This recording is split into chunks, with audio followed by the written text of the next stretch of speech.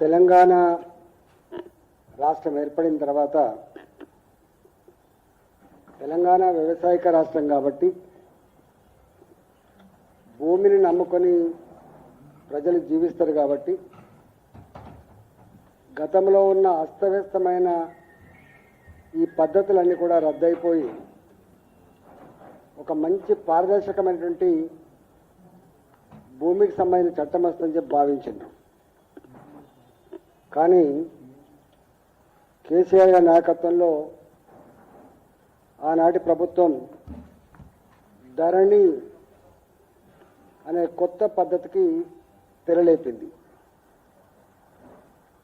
కొండ నాలుకకు మందేస్తే ఉన్న నాలుక పోయినట్టుగా ధరణి వచ్చిన తర్వాత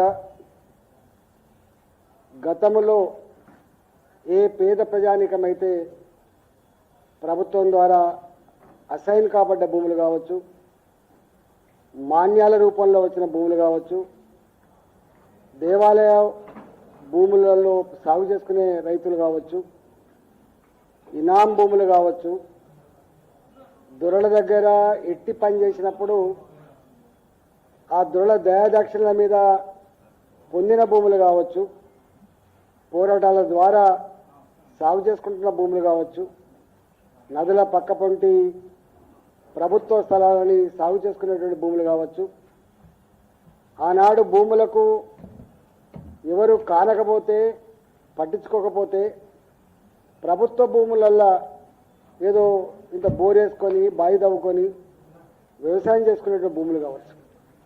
ఈ అన్ని భూములు కూడా నేను చెప్పబడ్డ అన్ని భూములు అంటే ఇవన్నీ కూడా ఎస్సీలుగా ఎస్టీలుగా బీసీలలో ఉండేటువంటి పేదవాళ్ళుగా ఓసీలలో ఉండేటువంటి పేదవాళ్లకు సంబంధించిన భూములు తప్ప ఈ భూములు ఎక్కడ కూడా పెద్ద పెద్ద భూస్వాములకు సంబంధించిన భూములు కావు. ఆనాడు ధరణి వచ్చే ముందు 13 కాలాలలో ఉండేది. సర్వే నంబర్ ఏంటి, భూ విస్తీర్ణం ఏంటి, ఇది కుచ్చికినా తరినా, ఇది బావిల ద్వారా సాగేటువంటి భూమా, చెర్ల ద్వారా సాగేటువంటి భూమా, దీని ఓనర్ ఎవరు, దీని భూ యజమాని ఎవరు, ఇప్పుడు భూమి సాగు చేసుకుంటున్నటువంటి వారెవరు, ఇది లీజా, ఇది లీజా లేకపోతే ఇది ఏ రూపంలో వచ్చిందని చెప్పి ఇట్లా 13 రకాల కాలాలు ఉండే. 13 రకాల కాలాలు ఉండే. దీంట్లో మొట్టమొదటిగా అతి ముఖ్యమైనది ఏంటంటే కబ్జా కాలం, కాస్తు కాలం. ఈ కబ్జా కాలం, కాస్తు కాలం రద్దు అయిపోయిన తర్వాత ఈ పేదలు దున్నుకునే భూములు ఏవైతే ఉన్నాయో అసైన్ చేయబడ్డ భూములు ఓ 50 ఏళ్ల క్రితం తీస్తే అవి ప్రభుత్వపరమైన భూములు అని ఉంటాయి. అదేవిధంగా కొన్ని భూములేమో సీలింగ్ యాక్ట్ భూములు అని ఉంటాయి. ఆ సీలింగ్ యాక్ట్ భూములు ఏవైతే ఉన్నాయో అవి గతంలో యజమానులు ఎవరైతే ఉన్నారో వాళ్ళ పేరునే ఉండేటువంటి ఆస్కారం ఉంటుంది. భూస్వాముల దగ్గర డబ్బులు ఇచ్చి వట్టి చిట్టీల మీద ఎవరైతే భూములు కొనుక్కున్నారో అలాంటి భూములు కూడా యజమాన్యాల పేరు అయినాయి.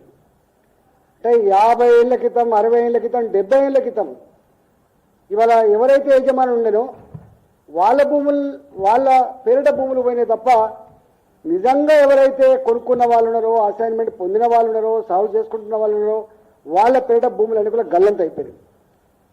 గగ్గోలు పెట్టిండు తెలంగాణ వ్యాప్తంగా లక్షలాది మంది రైతులు. అయ్యా మా భూముల సంగతి ఏందని చెప్పి బాగా అనిపించే అంశం ఏంటంటే ఇవి ఏ ఎంఆర్ఓ గారో ఆర్డీఓ గారో కరెక్ట్ చేసేటువంటి మెకానిజం కూడా లేకుండా పోయింది.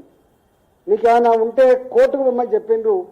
కోర్టుకు పోయేటువంటి సత్తా లేక, కోట్ల మెట్లు ఎక్కలేక, డబ్బులు ఖర్చు పెట్టలేక అనేక మంది రైతులు మళ్ళీ ఎవరైతే అక్రమంగా ఎవరైతే భూ యజమానులు వచ్చిందో వాళ్ళ పేర్లు వచ్చినాయో వాళ్ళ దగ్గరికి పోయి లక్షల రూపాయలు చెల్లించుకొని కాళ్ళ వేళ పడి మళ్ళీ ఆ భూములని రిజిస్టర్ చేసుకునే సందర్భాలు కూడా కోకొల్లలో ఉన్నాయి. ఆనాడు కాంగ్రెస్ పార్టీ ధరణి అదొక విషవలయం, దీన్ని తీసి బంగాళాఖాతంలో వేస్తామని చెప్పిండ్రు. మేము రాగానే రద్దు చేస్తామని చెప్పిండ్రు. ధరణి రద్దవుడు దేవుడెరుగు, ధరణి రద్దవుడు దేవుడెరుగు. కానీ ఇవాళ ధరణి తర్వాత భూభారతి ఏదైతే తెచ్చిపెట్టిందో ఈ భూభారతి మరింత అఘాతంలో ముంచింది పేద రైతాంగాన్ని. కేసీఆర్ గారు 22A ఈ నిషేధిత జాబితా చట్టాన్ని మొట్టమొదటి తీసుకున్నటువంటి మహనీయుడు ఆయన్నే. ఇవాళ దాన్ని సమున్నతంగా అమలు చేస్తున్న నాయకుడు ఎవరంటే రేవంత్ రెడ్డి గారు. రేవంత్ రెడ్డి గారు గొప్ప నిష్ణాతులు వారు. మేము అనుకున్నాం ఆయనకు పరిపాలన అనుభవం లేదు, ఆయన ఎప్పుడు మంత్రిగా కూడా చేసిన అనుభవం లేకపోవచ్చు అని చెప్పి అనుకున్నాం. కానీ ఒక దాంట్లో మాత్రం చాలా నిష్ణాతుడు ఆయన. ఈ తెలంగాణ రాష్ట్రంలో భూముల మీద బాగా అవగాహన ఉండి డాక్టరేట్ చేసినటువంటి ఏకైక నాయకుడు రేవంత్ రెడ్డిగా ఇవాళ చరిత్రకి ఎక్కిండు. ఆయన మాటల్లో అంటాడు, భూముల గురించి మీకేమెరకనే, భూముల గురించి నాకెరక, నేను నా ఆఫీసులో ఉంటే నా దగ్గర 100 మంది పనిచేస్తూ ఉంటారు, నేను ఎన్ని ఆర్టీ యాక్ట్లు వేసినా ఎంతమందికి నేను వచ్చేసినా అని చెప్పి వారే స్వయంగా చెప్తారు. కాబట్టి ఆనాడు కేసీఆర్ కాలంలో కొన్ని భూములు ప్రభుత్వమే లేఅవుట్లు చేసింది. 400 గజాలు ఇస్తాం, 600 గజాలు ఇస్తామని చెప్పి ల్యాండ్ పుల్లింగ్లో చేసింది. కొన్ని భూములనేమో అమ్ముకున్నది, కొన్ని భూములనేమో ఇండస్ట్రీస్ కోసమో రకరకాల పేట వాడుకున్నది. కొన్ని భూములు ప్రైవేటు వ్యక్తులు ఎవరైతే యజమాన్యాలు వచ్చినాయో ఇలా వాళ్ళతో భూదందా కూడా చేసింది. నేను ఆ లోతుల్లోకి పోను. కానీ ఇవాళ రేవంత్ రెడ్డి గారు బరిదగించి కేసీఆర్ గారి కంటే ఒక 10 అడుగులు ఎక్కువ వేసి ఆయన కంటే ఎక్కువ చదువుకున్నాడు. కాబట్టి ఈయన ఏకంగా మొత్తం ఆ ప్రభుత్వ పరంగా ఏ కాలంలో అయితే భూములు వచ్చినాయో ఆ భూములన్నీ కూడా మొత్తం ఫెన్సింగ్ వేసుడు, ఒక హైడ్రా సంస్థ, హైడ్రాకు తోడుగా ఓ 200 మంది 300 మంది పోలీసు వాళ్ళు వస్తారు, రాత్రి ఫెన్సింగ్ వేస్తారు, రాత్రి టెంపరీ గోడలు కట్టి ఆ భూములను కూడా దిల్కి అప్పచెప్పి అమ్మించే ప్రయత్నం చేస్తున్నాడు. దాంట్లో నా పార్లమెంట్ పరిధిలో మల్కాయిరి పార్లమెంట్ పరిధిలో, ఎందుకంటే న్యూలీ ఎక్స్పాండెడ్ సిటీ అంతా అటే ఉంటుంది కాబట్టి కూకటపల్లి హైటెక్ సిటీ నుంచి మొదలుపెట్టి హయాత్నా దాకా, లక్ష్మాపూర్ నుంచి మొదలుపెట్టి ఇవాళ తుర్కపల్లి వరకు కూడా మాదే ఉంటుంది. కాబట్టి ఇవాళ మొత్తం కొన్ని వేల ఎకరాల భూములు ఆనాడు ఈ పేదల భూములు ఏవైతున్నాయో గుంజుకుంటా ఉన్నాడు. దాంట్లో మొట్టమొదలుగా దుర్మార్గం ఏంటంటే బడంగపేట అనేటువంటి ఒక మున్సిపాలిటీ ఉంటుంది. బడంగపేట మున్సిపాలిటీలో 5 తరాలుగా సాగు చేసుకుంటున్నారు. వాళ్ళు జ్ఞానం ఉండవలసింది ఎక్కడ అంటే, ఇవాళ ప్రైవేటు భూములు ఏ రైతు అయినా లీజ్ తీసుకుంటే, కౌలు తీసుకుంటే 12 ఏళ్ళు 13 ఏళ్ళు కనుక వరుస పెట్టి కనుక ఉంటే, కబ్జా కాలంలో కాస్తు కాలంలో ఉంటే 38E కింద ఆయనకు 40% భూమి మీద హక్కులు వస్తాయి. కానీ ఇక్కడ 100 సంవత్సరాల నుంచి ఉన్నప్పటికి కూడా 70-80 సంవత్సరాల నుంచి సాగు చేసుకుంటున్నప్పటికి కూడా ఇవాళ మీది గవర్నమెంట్ భూమి అని చెప్పి గుంజుకుంటున్నంటే ఎంత దుర్మార్గులో, ఎంత మూర్ఖులో ఒకసారి అర్థం కావాలి మనకు. అంటే ప్రైవేట్ వాళ్ళ భూములు మాత్రం కబ్జా కాలంలో ఉంటే నువ్వు 38E కింద ఇస్తున్నావు, కానీ ప్రభుత్వపరమైన భూములలో ఇవాళ వాటిని మాత్రం నువ్వు గుంజుకునే ప్రయత్నం చేస్తున్నావు. అంటే ఎంత భూదండాలకు పాల్పడుతున్నారు, ఎంత దుర్మార్గానికి ఒడిగడుతున్నారో దాన్ని బట్టి మనకు అర్థం కావాలి. ఇవాళ దాంట్లో అక్కడి ప్రాంత ప్రజానికం రైతులంతా కూడా కన్నీరు మున్నీరై, అయ్యా మాకున్న భూమిది ఆనాడు 45 ఎకరాల 16 గుంటల భూమి, అక్కడ 50 మంది రైతులు ఆనాడు ఉండే, ఇవాళ 400 మంది రైతులు ఉన్నారు. అయ్యా మేము తల గుంటలు కూడా ఇల్లు కట్టుకోవడానికి అని చెప్పి ఎన్నిసార్లు మొరబెట్టుకున్నా కూడా అక్రమంగా గుంజుకున్నారు తప్ప ఆనాడు టీఆర్ఎస్ ప్రభుత్వం వాళ్ళకు మాత్రం న్యాయం చేయలే. అది బడంగపేట మున్సిపాలిటీ. ఇవాళ ఇక్కడ కూడా మా మలయాళి గారిని అన్నారు, ధరణి పోయిందన్నా కానీ ధోరణి పోలేదు అని చెప్పి. ధరణి పోయింది కానీ ధోరణి మారలే అని చెప్పిండు. భూభారతి దేవుడారు భూ ఆరతిగా మారిపోయిందని చెప్తుండే నేను అక్కడ పోతే. ఇక్కడ మా దగ్గర అనేక గ్రామాలలో దుండిగల్ గ్రామంలో సర్వే నంబర్ 452, 453 400 ఎకరాల భూమి, దాదాపు 500 మంది రైతులకు ఆనాడు కొంత పట్టాలు ఇచ్చిండ్రు. కొంత 100 సంవత్సరాలుగా 70 సంవత్సరాలుగా ఉన్న గ్రామస్తులు కాబట్టి దున్నుకుంటా ఉన్నారు. ఇవాళ ఆ భూములన్నీ కూడా దుండిగల్ గ్రామంలో ఉన్న మొత్తం 400 సర్వే నంబర్లో ఉన్న 500 మంది రైతుల భూములని కూడా ఇవాళ ఆక్రమించుకునే ప్రయత్నం చేస్తున్నాడు. కనీసం కంపెన్సేషన్ కోసం కూడా వాళ్ళు మాట్లాడతలేరు. అదే బోరంపేట గ్రామం దాని పక్కకే ఉంటుంది. సర్వే నంబర్ 166లో 150 మంది రైతులు 80 సంవత్సరాలుగా 440 ఎకరాల్లో వ్యవసాయం చేసుకుంటాను. 80 సంవత్సరాలుగా వ్యవసాయం చేసుకుంటాను. ఇవాళ ఆ భూములను ఇవాళ గుంజుకునే ప్రయత్నం చేస్తున్నాడు. అదే గ్రామంలో 472 సర్వే నంబర్లో 30 ఎకరాల భూమి ఇవాళ గతంలో విద్యుత్ శాఖకు మాకు అవసరం ఉంది, మిగతా అంతా మీకే ఇస్తాం, ఇక్కడ సబ్స్టేషన్ ఏర్పాటు చేయమంటే కొంత ఇచ్చిండ్రు ఉదారంగా. ఇప్పుడు నిన్న మొన్న మొత్తం ప్రీకాస్ట్ వాటితోటి మొత్తం గోడగడతాడు. నేను పోయి ధర్నా చేస్తే అక్కడ ఉన్న ఎంఆర్ఓ అంటాడట, అవునా 80 ఏళ్ళు ఉంటేంది, 100 ఏళ్ళు ఉంటేంది, ఇది ప్రభుత్వపరమైన భూమి, అయ్యా మేము ట్యాక్స్ కట్టాం కదా అంటే ట్యాక్స్ నువ్వు దున్నుకున్నది కట్టావు, పుక్కల కట్టాం అని చెప్పి మాట్లాడుతుంటే ఎంత అహంకారం ఉందో మనకు అర్థం కావాలి, ఎంత అహంకారం ఉందో అర్థం కావాలి. ఇట్లా చెప్పుకుంటూ పోతే ఒక లిస్ట్ మీకు ఇస్తా.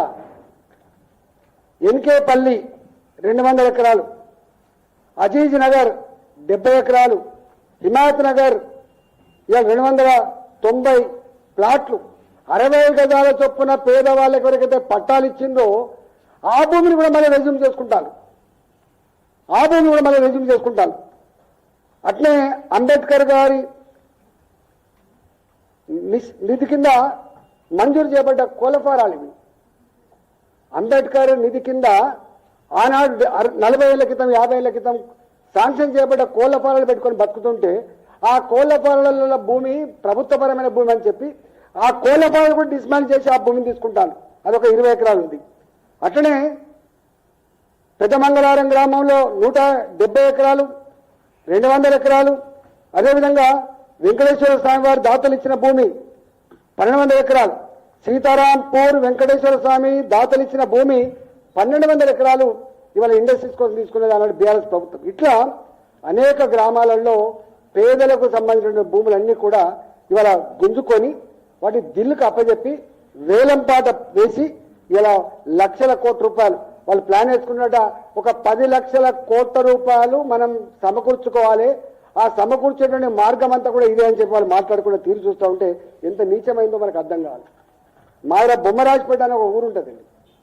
బొమ్మరాజపేట అనే ఊరు ఉంటుంది, శామరిపేట మండలం కింద వస్తుంది. మనం మీరు ఈ మధ్య చూస్తున్నారు. 1965లో ఆ భూములన్నీ కూడా 1049 ఎకరాలు. ఇవి 1049 ఎకరాల భూమి.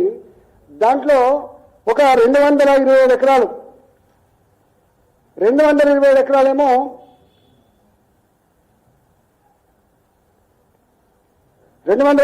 ఇనాం భూములు. ఇవి ఇనాం భూములు అయితే ఇప్పుడు పట్టాలు ఇచ్చిన వాళ్ళకి. మిగతా 775 ఎకరాల భూమి ఏమో ప్రైవేట్ భూమి. ఇది 1045 ఎకరాల భూమిని వాళ్ళు 50 ఏళ్ళుగా, దాదాపు 50-55 ఏళ్ళు అవుతుంది. 2 చేతులు మారినాయి, 3వ చేతులు మారినాయి. మన ధరణి వచ్చిన తర్వాత ఈ భూమి 65వ సంవత్సరంలో ఎవరైతే అమ్ముకున్నారో వాళ్ళ పేట వచ్చిందని రాగానే గద్దల్లాగా వాలిపోయినరు. బ్రోకర్లు వచ్చిండ్రు. అప్పుడు ధర్నాలు చేస్తే నేను అప్పుడు ఎమ్మెల్యేగా ఉన్న కూడా పోయినా. ఆనాడు ఆ ప్రభుత్వం వెనుకకు తీసుకుంది, భయపడ్డది. కానీ రేవంత్ రెడ్డి ప్రభుత్వం వచ్చిన తర్వాత ఆ భూములు ఇవాళ పాతోని పేరిట 24 అవర్స్ మారింది. పాతోళ్ళ పేరిట 24 అవర్స్ మారింది. మళ్ళీ దాన్ని ఇంకొకరికి 24 గంటల్లో మళ్ళీ మార్చుకున్నారు. అంటే ఎంత భూదొంగలో ఇలా బొమ్మరాజపేట ఎగ్జాంపుల్ కన్నీళ్ళు పెట్టిస్తూ ఉంటుంది. అట్లే శంషిగూడ అని ఒకటి మా కాన్స్టిట్యున్సీలో ప్రగతినగర్ పక్కకు ఉంటుంది, మీకు ఐడియా ఉండాలి. శంషిగూడ అంటారు దాన్ని, ఎల్లమ్మ బండ అని కూడా అంటారు. 2007 నుంచి నేను ఆనాడు ఉద్యమకారుడిగా నేను కొట్లాడుతూ ఉన్నా. సర్వే నంబర్ 57 333 ఎకరాల భూమి. రాజశేఖర్ గారు ముఖ్యమంత్రి ఉన్నప్పుడు జర్నలిస్టులకి ప్లస్ వీకర్ సెక్షన్స్ కోసం 176 ఎకరాల భూమిని వాళ్ళకు పట్టాలు ఇచ్చిండ్రు, ఇల్లు కట్టుకున్నారు. ఈ 176 ఎకరాల భూమిలో పేదవాళ్ళు అదేవిధంగా జర్నలిస్టులు ఇల్లు కట్టుకున్నారు. ఒకటే సర్వే నంబరు, ఒకటే గ్రామాంది 333 ఎకరాల భూమిలో 177 ఎకరాల భూమి ప్రభుత్వం ఎట్లయితుంది, మిగతా భూమి ప్రైవేట్ ఎట్లయితుందో మనకు అర్థం కావాలి. దీనికి ఆనాడు బీఆర్ఎస్ ప్రభుత్వమే కోర్టులో కొట్లాడి ఆ భూమిని కాపాడుకోవాల్సిన బాధ్యత ఉండే. కంచే చేరును వేసినట్టుగా ప్రభుత్వమే దేశ్ పాండే అనేటువంటి బ్రోకర్కి ఇవాళ సుప్రీంకోర్టులో వీళ్ళు చక్కగా కాగితాలు సమర్పించకపోవడం వల్ల, ఆర్గ్యుమెంట్ చక్కగా చేయకపోవడం వల్ల ఓడిపోవాలని చెప్పి వాళ్ళని సాయం చేయాలని చెప్పి భావించడం వల్ల ఆ భూమి ఇలా వానికి చెందింది. ఇవాళ ఆ భూమి వానికి చెందింది. మేము అనుకున్నాం ఈ రేవంత్ రెడ్డి ప్రభుత్వం వచ్చిన తర్వాత దీన్ని ప్రభుత్వాన్ని తీసుకుంటామని చెప్పి అనుకున్నాం. కానీ వాళ్ళతో సెటిల్మెంట్ చేసుకుంటాను, వాళ్ళతో సెటిల్మెంట్ చేసుకుంటాను. అంటే ఈ 90 ఎకరాల భూమి మిగిలి ఉంది, 130 ఎకరాలు లేదు ఇక్కడ అని చెప్పి 90 ఎకరాలు. ఒక్కొక్క ఎకరం విలువ 70 కోట్లు ఉంటుంది. ఒక్కొక్క ఎకరం విలువ 70 కోట్లు ఉంటుంది. అంటే 90 ఎకరాల భూమి ఇవాళ 3,000 కోట్ల రూపాయల 3,000-4,000 కోట్ల రూపాయల భూమి అవుతుంది. అది ఇవాళ ఆ భూమిని కూడా ఇలా దారదత్తం చేసే ప్రయత్నం చేస్తున్నాం. అట్లనే గల్ఫ్ ఆయిల్ కార్పొరేషన్, ఇది కూకడపల్లి మఠం ఉంటుంది. మీకు మఠం, ఒక మఠం ఉంటుంది. అది 540 ఎకరాలు. వాళ్ళు పాపం కొట్లాడి పాపం మఠం అని అనగానే ఆ కోర్టులు కూడా దయదలిచినట్టున్నాయి. వాళ్ళకి తీర్పు వచ్చింది. మిగతా ఇంకొక 300 ఎకరాల పైన ఉన్నది. అది 330 ఎకరాల పైన ఉన్నది. ఈ 330 ఎకరాల భూమిలో రాజశేఖర్ గారు ఉన్నప్పుడు ఒక 100 ఎకరాలు ఏదో వాళ్ళకు ఇచ్చే ప్రయత్నం చేసింది. గల్ఫ్ ఆయిల్ కార్పొరేషన్ సంబంధించింది. అంతకుముందు హిందుస్థాన్ డిటనర్స్ లిమిటెడ్ అనుకుంటుంది భూమి, ఐడియల్ ఇండియన్ డిటనర్స్ లిమిటెడ్ భూమిగా ఉండే, అది గల్ఫ్ ఆయిల్గా మార్చుకున్నారు. ఆనాడు 100 ఎకరాల కోసం వాళ్ళు ప్రయత్నం చేసిండ్రు, అది పూర్తి కాలే. కానీ ఈ ప్రభుత్వం వచ్చిన తర్వాత 2021 నా ఎన్నికలలో ఖర్చు పెట్టబడ్డ అక్రమ డబ్బు ఇగో ఇక్కడి నుంచి వచ్చింది. 2021లో హుజురాబాద్లో నేను ఎన్నికల్లో కొట్లాడుతున్నప్పుడు అక్కడ ఖర్చు పెట్టబడ్డ బీఆర్ఎస్ పార్టీ తెచ్చిన డబ్బు అక్కడి నుంచి వచ్చింది. దానికి మధ్యవర్తి ఎవడంటే వాడు ఫినిక్స్ కంపెనీ. దీనికి మధ్యవర్తి ఫినిక్స్ కంపెనీ. ఈ ఫినిక్స్ కంపెనీలోని ఆగడాలు ఇన్యాన్ని లేవు, తప్పకుండా తీస్తాం దాన్ని. ఇవాళ భారతీయ జనతా పార్టీ ఎందుకు ఇలా దృష్టి పెట్టింది? భారతీయ జనతా పార్టీ ఆనాడు హైదరాబాద్లో పొట్ట చేత పట్టుకొని ఇక్కడ వచ్చినప్పుడు వాళ్ళకు 50 గజాలు 60 గజాల జాగా కోసం కొట్లాడిన party Bharatiya Janata party. Tiger Narendra గారు కావచ్చు, బద్దం బాలరెడ్డి గారు కావచ్చు, ఇవాళ మా దత్తాత్రేయ గారు కావచ్చు, ఆనాడు పేదల కోసం కొట్లాడితే వెలిసిన కాలనీల పేర్లు కూడా దత్తాత్రేయ నగర్ అని ఉంటుంది, వాజ్పేయి నగర్ అని ఉంటుంది, దీన్ దయాళ్ నగర్ అని ఉంటుంది. మీరు హైదరాబాద్లో ఎక్కడెక్కడైతే ఇట్లాంటి పేర్లు ఉంటాయో అవన్నిటి మీద కూడా భారతీయ జనతా పార్టీ కొట్లాడి కాపాడింది. ఇవాళ కూడా మళ్ళీ ఈ పేదల భూములు కాపాడేటువంటి బాధ్యత తప్పకుండా మేము తీసుకుంటాం. ఇవాళ ఈ గల్ఫ్ ఆయిల్ కార్పొరేషన్ భూమి కూడా ఇవాళ ఫినిక్స్ కంపెనీ వాడు ఎంతమందికి చేరుతులు మారినాయి. మరి రేవంత్ రెడ్డి గారు ఆనాడు కేసీఆర్ చేసినటువంటి అక్రమాలన్నీ కూడా తవ్వి తీస్తా, ఎంక్వైరీ పెట్టిస్తా, జైలుకు పంపిస్తా, దాన్ని రికవరీ చేసుకుంటా అన్నటువంటి ఇలా రేవంత్ రెడ్డి గారు ఇవాళ ఈ భూమి విలువ ఎంత అంటే 300 ఎకరాల పైన ఉంటుంది. దాదాపు ఒక 20,000 కోట్ల విలువైన భూమి అవుతుంది. ఒక 20,000 కోట్ల రూపాయల విలువైన భూమిది. 20,000 కోట్లైన విలువైన భూమిని ఇవాళ హానర్ హోమ్స్ పేరిట అక్కడ ఒక్కొక్క విల్లా కాస్ట్ 25 నుంచి 30 కోట్ల రూపాయలకు అమ్ముతున్నారు. ఇలా 25 crores to 30 crores అమ్ముతున్నాడు. ఇది వీళ్ళు చేస్తున్న భూదంద. ఎందుకనే ఇంకా చెప్పుడా పోతే ఇక్కడనే అబ్దుల్లాపూర్ మెట్టు ఉంటుంది. కోడా అనే గ్రామం ఎప్పుడో 70 ఏళ్ల క్రితం వీళ్ళకి పట్టాలు ఇచ్చిండ్రు. 70 ఏళ్ల క్రితం పట్టాలు ఇచ్చిండ్రు. 240 ఎకరాల భూమి ఇవాళ వెంటనే 246 ఎకర్స్ భూమి, సర్వే నెంబర్ 167/1 పోయినాయి. డోజర్లు మొత్తం వాళ్ళ వ్యవసాయాన్ని కూడా తీసేసినాయి. ఆ భూమిని మొత్తం మార్కెట్కి ఇస్తా అని చెప్పారు. జనరల్గా మేము రింగ్ రోడ్ వేసినప్పుడు కూడా ఈ సమస్య వచ్చింది. రింగ్ రోడ్ వేస్తున్నప్పుడు కూడా ఎట్లయితే పట్టాదారులకు మనం కంపెన్సేషన్ ఇస్తున్నామో ఇవాళ అసైన్ చేయబడ్డ రైతాంగానికి కానీ ప్రభుత్వ పరంగా ఉన్న భూముల మీద 40 ఏళ్ళుగా 50 ఏళ్ళు దున్నుకుంటే ఉన్న వాళ్ళకి కానీ పొజిషన్ని బట్టి కంపెన్సేషన్ ఇవ్వాలని చెప్పినాం. కానీ ఇక్కడ ప్రభుత్వ పరమైన భూమి నీకేమి ఇచ్చేయాలని చెప్పి బుల్డోజ్ చేసి తీసుకునే పరిస్థితి. ఇక మీకు ఫార్మాసిటీ కింద 18,000 ఎకరాలు ఎట్లా గగ్గోలు పెట్టినా మీకు చూసారు. ఇవాల్టి ఫ్యూచర్ సిటీ కింద కూడా మీకు లిస్ట్ ఇస్తా. అవి చెప్పాలంటే ఒక అర్ధగంట చెప్పినా ఉండవదు. దాదాపు మొన్న ఒక గ్రామం కారప్పొడి పట్టుకొని తిరుగుబాటు చేసింది. ఎందుకంటే వాళ్ళకి గత్యంతరం లేదు కాబట్టి. ఆ గ్రామం పేరు బాదురుగూడ. 650 ఎకరాలు.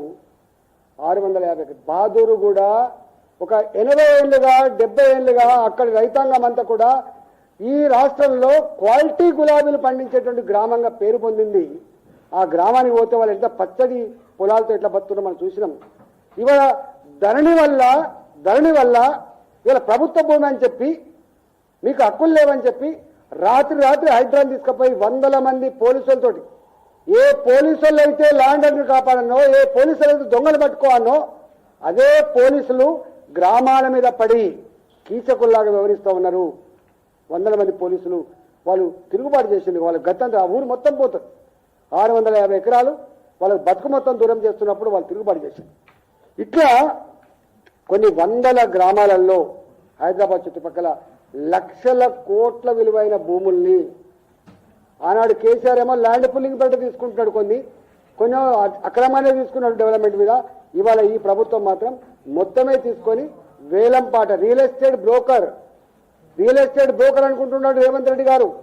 ఇవాళ ప్రభుత్వమే రియల్ ఎస్టేట్ బ్రోకర్ లాగా మారిపోయిన పరిస్థితి చూస్తా ఉన్నాం.